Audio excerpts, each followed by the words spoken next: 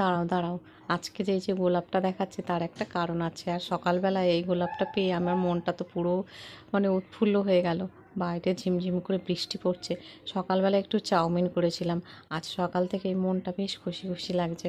আজ সকালবেলা একটু চাউমিন করেছিলাম, মেয়েকে দিয়েছি। সকালে চা বিস্কিট খাওয়ার পর চাউমিন আর চা এগুলো খেয়ে মেয়েকে দিয়েছি, আমরা দুজনেও খেয়েছি।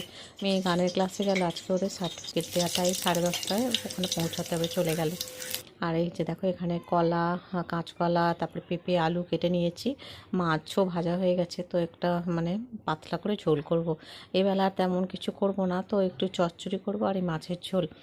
কারণ এই বেলাটা কাজের তো চাপ থাকে, মেয়ের আবার গানের ক্লাস আছে, আমি তার মধ্যে সব কিছু আরও গুছিয়ে গাছিয়ে নেব। তো ওর যেহেতু গেছে ওখানে, তো পুজো অর্চনা করা, তারপরে সব রান্না বান্না কমপ্লিট করব। আজকে হচ্ছে আমাদের বিবাহবার্ষিকী, তো সেই জন্য আর কি বরমশাই ওই গোলাপটা এনে দিয়েছে।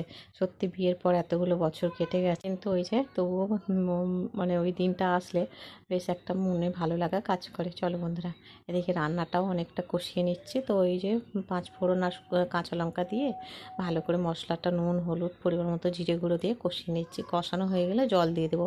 আমার তো রান্না ভীষণই হালকা পাতলা, তো স্পেশাল দিন হোক যাই হোক, তবু কী বলো তো বন্ধুরা, এই বেলাটা আমি কিছু তেমন করবো না। তো পাতলা, যেহেতু আমাদের একটু খাওয়া দাওয়ার রেস্ট্রিকশান আছে দুজনেরই, তো তেমন তেল মশলা আমরা তেমন খাই না, জানোই।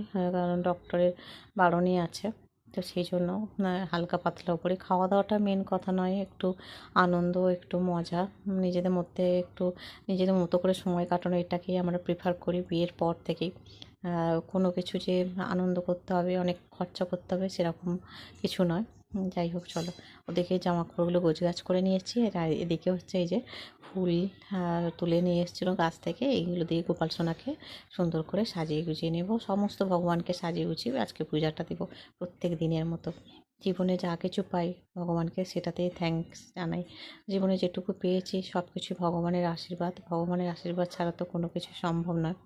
আজকে এই বিশেষ দিনেও ভগবানকে অসংখ্য ধন্যবাদ। এই রকম ভালো মানুষ আমি পাশে পেয়েছি, এবং এরকম একটা ভালো শ্বশুরবাড়ি পেয়েছি যেখানে প্রত্যেকটা মানুষই আমাদের ভীষণ ভালোবাসে এবং সাপোর্ট করে। এই জিনিসটাই সবথেকে বড় পরম প্রাপ্তি। ভগবানকে তাই অসংখ্য ধন্যবাদ। পাশের মানুষটা যেন এইরকমভাবেই আমাকে সবসময় সাপোর্ট করে, আমার পাশে থাকে, আমার হাতটা শক্ত করে ধরে। আর পরিবারের প্রত্যেকটি মানুষ, শ্বশুরবাড়ি বলো, বাবা মা, বাপের বাড়ি, ভাই, আত্মীয় পরিজন, সবাই যেন আমাদেরকে আশীর্বাদ করে।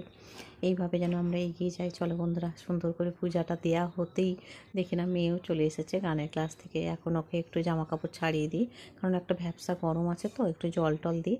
তো আবার দেখা হবে পরের মিনি ব্লগে। ততক্ষণ তোমরা ওয়েট করো। আমাদের ভীষণ